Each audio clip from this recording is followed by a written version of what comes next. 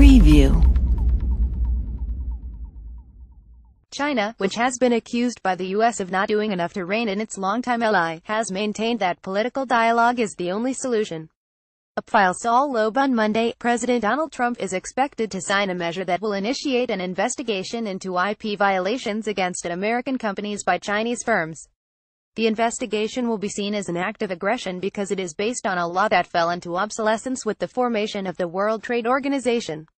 This will not help U.S. efforts to de-escalate tensions with China's ally, North Korea. On Monday, President Trump is expected to sign a memo that will initiate an investigation into intellectual property violations of American companies coming from China. There is a wrong way and a right way to do this, and Trump plans on doing it the wrong way by dredging up an outdated trade measure from 1974. It is a measure that will anger China's leadership at a delicate time, a time when the U.S. is trying to cool tensions with North Korea. China is the isolated nation's most powerful ally and economic benefactor. De-escalating tensions with North Korea while ratcheting them up with China probably won't work. The law Trump plans to use is Section 301 of the U.S. Trade Act of 1974. Basically, it allows him to put a tariff on another country without congressional approval. The law hasn't been used in 50 years, and there's a good reason for that, economist Chad Brown of the Peterson Institute for International Economics told Business Insider on a phone call. "We built a brand new trading system, so we didn't have to use this law. That trading system is called the World Trade Organization, the body formed in 1995 which handles trade disputes between member nations." Nationalist, protectionist elements of Trump's cabinet, like National Trade Council head Peter Navarro and advisor Steve Bannon, have shown disdain for the body. To them, it's a symbol of globalization, and China's entrance into it in the 1990s led to the decline of American manufacturing. But to the rest of the world, as it used to be to the United States, the WTO helps to support the foundation of a peaceful world order. And if the Trump administration casts it aside, it will alarm not only countries the U.S. has an antagonistic relationship with but also our allies. Business Insider Composite Reuters Eric Wilking. Now, none of this is to say that Chinese IP violations aren't an issue. They're to both U.S. and Eurozone companies.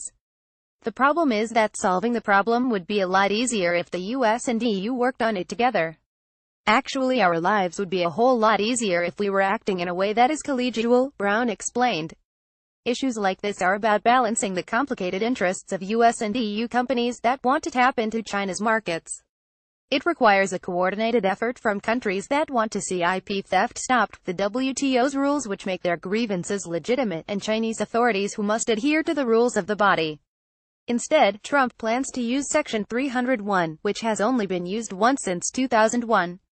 The measure was most commonly used during the Reagan administration, during which current U.S. Trade Representative Robert Lighthizer served as Deputy Trade Minister.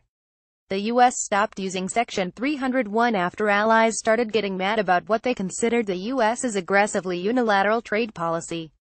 That, combined with the dispute settlement mechanisms the U.S. built into the WTO, eventually made the law obsolete. Institute of International Finance. That is, of course, until the Trump administration pledged to buck not only its own party, but also potentially the world order the U.S. built, with its protectionist trade policy. So far, measures as extreme as Section 301 haven't been taken, but our allies are watching. The EU has been outspoken about proposed steel tariffs that could hurt its steelmakers. Cecilia Malmström, EU Trade Commissioner, said that she feels that as a friend of the US, the EU is being unfairly targeted and that if it hits us like it could, we will of course retaliate. That retaliation will likely hit Trump's base. The Europeans plan on targeting bourbon from Kentucky and dairy products from Wisconsin. They've chosen industries that are vulnerable in the US and may be able to influence Trump. All countries, I'm sure, have a strategy, have a process that works like that, Brown explained to Business Insider. We turn allies into enemies. China, a target of Trump's bellicose language about trade throughout his presidential campaign, has been making preparations to retaliate against the U.S. in the event of aggressive action for some time.